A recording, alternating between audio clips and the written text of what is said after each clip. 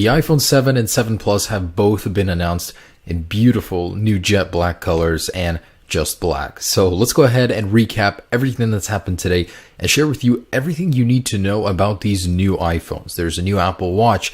There's a ton to get excited about, and I'm actually very impressed with this year's event. I'm happy that Apple went above and beyond and added a bunch of capabilities to the iPhone 7 that I didn't expect them to actually pull through with. And I'm actually kind of surprised how many rumors became true. I mean, Apple really lets their leaks go, or they just don't care about it, extra publicity, whatever. But let's go ahead and start off with something that I thought was kind of interesting in the beginning. Apple announced some updates to the App Store, and Mario is coming to iOS. So if you're a fan of Nintendo, there are going to be more games coming in the future. Also, Pokemon Go for the Apple Watch. So not only is it going to be on your iPhone, now you're going to be able to do it on your Apple Watch as well. There are going to be some cool enhancements, so where you'll be able to use your Apple Watch while walking, get alerts, all that good stuff. So none of this would be awesome without an Apple Watch with improved battery life and improved internals. That's why Apple went and announced the Apple Watch 2. They were very happy with how the first generation did, so they wanted to improve it in the ways that they could. They're calling it the Apple Watch Series 2. It's now water resistant up to 50 meters. So swim proof is what Apple calls it. You can actually use it in the water. It's been tested extensively. It's got all the seals and waterproofing necessary to perform in the real world. And those speakers that eject water, that patent we talked about earlier, Apple actually went and put them into the new Apple Watch. So that is really cool. After a workout, it's going to emit a frequency that's going to eject all of that water. So that's the Apple Watch 2's hardware. As for the actual internals, it's going to have the new S2 chip, dual core performance. That is really cool. It's going to have a faster GPU as well. So this thing is going to be much better in animations. And there's a new display. It's twice as bright as the current Apple Watch, 1000 nits. In fact, it's the brightest display Apple has ever shipped on any product. There's also built-in GPS now, so instead of cellular connectivity, you're going to be able to track your workouts, do a lot more without your iPhone. So it's less dependent on the iPhone. There's also a new material, ceramic, 4 times harder than steel, really cool white look, and of course, Hermes new bands, the usual. So that's the Series 2 Apple Watch.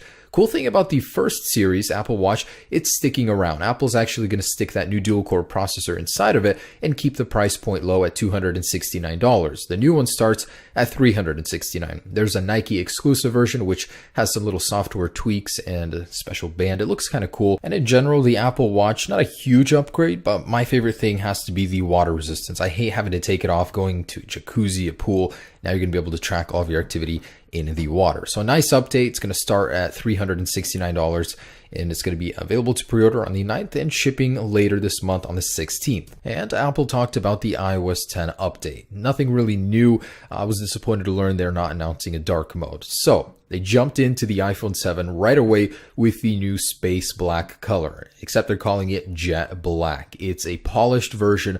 They actually have a special process to go ahead and get that finish. It looks really cool. It's like the Mac Pro Tower. Very nice glossy black. It blends seamlessly. The antenna bands just blend into the design. It blends with the display on the front. I mean, this is cool. This is Darth Vader's phone of choice.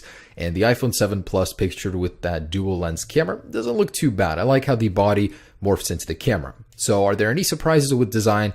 Nope, just the volume buttons, which actually kind of sit funny on the exterior shell. They don't have that concave insert, but we knew about that yesterday as well. So really nice design, no surprises here, but the color is very impressive. There's also a matte version, just black, not dark black like previously expected. Kind of doesn't make sense there. Of course, the usual colors are coming in as well. And Apple gave us 10 key points that the iPhone 7 will ship with. So first off was design. Next up is the home button. Indeed, it does have a 3D touch capable home button. With an upgraded Taptic engine, you'll now be able to simulate a press without needing to have a physical home button. Next up is IP67 water resistance. So this means you will no longer need a case while jumping into a pool or using it in the shower. That is awesome. What did surprise us was that this does have a dust resistance. So the 6 in the IP67 means it's protected against dust, and the rating is up to 1 meter at 30 minutes underwater. So not quite at the Apple Watch Series 2 level. So we've got some updates to the camera. They are pretty dang significant. A huge focus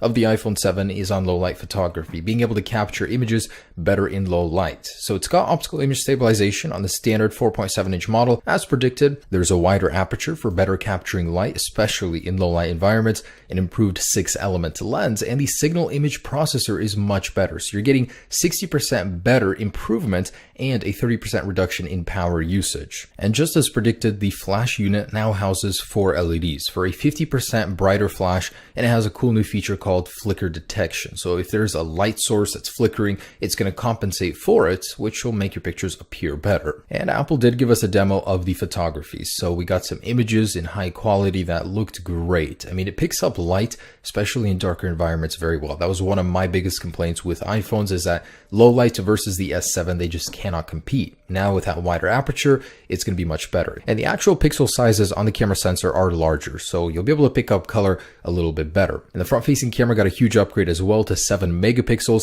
It has stabilization now, a better pixel tech, and even wider color capture, so better FaceTime photos. So even on the smaller iPhone 7 model, you're still getting a lot of innovation with your camera. Now on the larger Plus model, wow, this thing is quite impressive. So just as expected, it's going to have 2 lenses, one being a wide angle and one being a telephoto. So those combined will allow you to get optical zoom, only up to 2 times though. So beyond that, there is a software feature that is reportedly much better than standard digital zoom. So you'll be able to go from 2 to 8 on the software side. And there will be a new button within camera to zoom using that feature. No word on whether or not we'll be able to change the resolution within the app though. It's about time, Apple. So there's a new feature they did demo on stage. I thought it was pretty cool. New depth map software will process a photo and allow you to add bokeh to a photo without necessarily needing a crazy camera for it. There's a new portrait mode which will allow you to get photos just like this off of your iPhone. That is so cool. Now that's not coming immediately at the release. It's going to come in a software update later on in the year. Next update was to the display. So it will be 25% brighter now,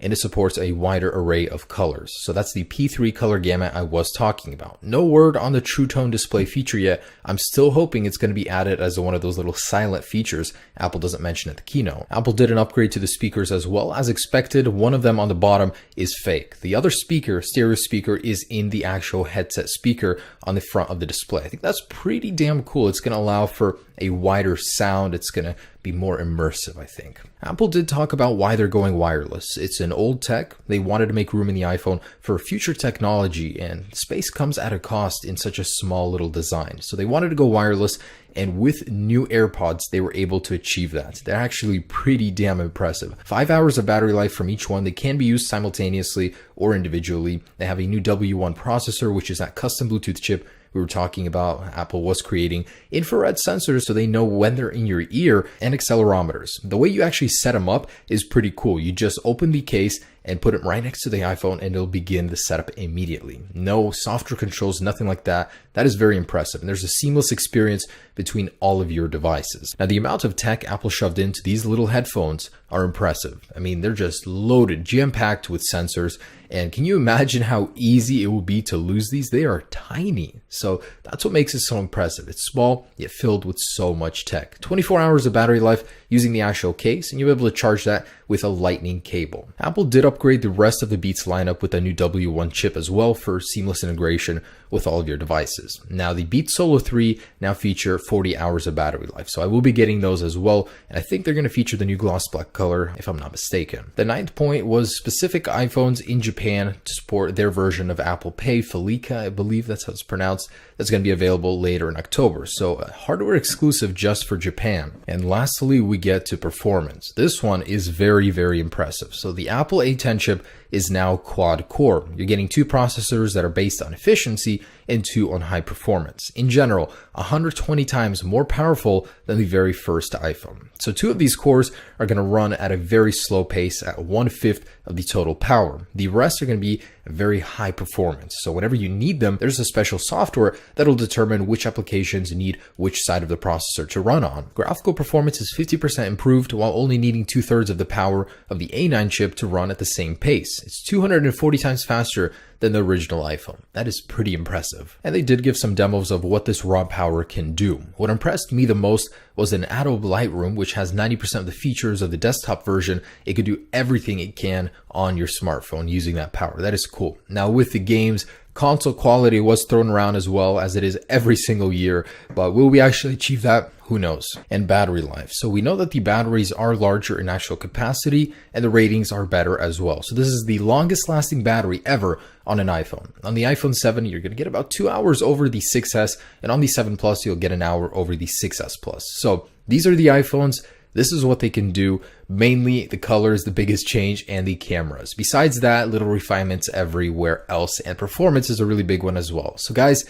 I gotta say, pretty impressed. I like this release. This is a very good one, more than I thought the iPhone 7 would be. So early on in the rumors, it wasn't as big of a deal, but now that it's out, I think this thing is going to be killer. It's going to outperform every smartphone on the market, as Apple has said. It's got the best camera on the market. So this could possibly be the best smartphone you can buy, period. So when can we actually get it? Pre-orders begin this Friday at 12 a.m. So the night of Thursday, get online. Prices stay the same of the iPhone 7 as the 6S at $649, and for the 7 Plus. So Apple made a little joke, which gave me a little heart attack, that they're going to start at 16 gigabytes. I was like, no, but they're actually going to 32, 128, and 256. So very good pricing. The 6S gets bumped down to middle class, and of course, the iPhone upgrade program is still in full effect. The actual get in your hands release date will be on September 16th. So that was previously expected to be on the 23rd, but first on the 16th, and then it went back to the 16th. So I'm very excited. We're very, very close, guys. We're going to have this in our hands very soon. iOS 10 will drop on September 13th. We should be seeing a GM here any moment, and the AirPods later in October. All right, guys, so that's my quick overview of what happened today with the iPhone 7, 7 Plus, and Apple Watch 2. Stay tuned for many videos. I'm going to be covering everything. Have a great day. Let me know what you think down below in the comments. I would love to hear it from you. How was today for Apple? Peace.